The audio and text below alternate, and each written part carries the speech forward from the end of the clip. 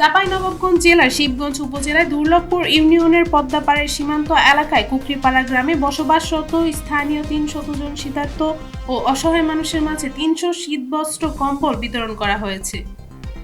চলমান তীব্র শীতে বিপর্যস্ত স্থানীয় শীতার্ত মানুষের মাঝে রাজশাহী সেক্টর এবং চাঁপাইনবাবগঞ্জ ব্যাটালিয়ন ৫৩ বিজিবি কর্তৃক শীতবস্ত্র বিতরণ কর্মসূচি পালিত হয়েছে।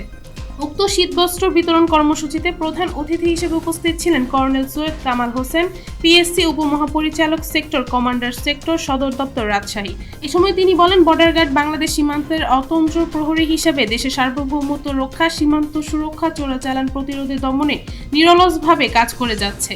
একই সাথে প্রত্যন্ত সীমান্ত অঞ্চলে বসবাসরত সাধারণ মানুষের নিরাপত্তা, জীবনমান উন্নয়ন এবং সামাজিক কল্যাণের বিজিবি সবসময় অগ্রণী ভূমিকা পালন করে আসছে।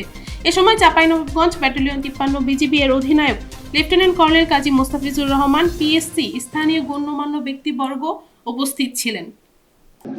জি, এই বিষয় নিয়ে আপনারা তো ঘটনা যতগুলো ঘটেছে সেগুলো টাইম টু টাইম জানতেই পেরেছেন, ঠিক আছে না?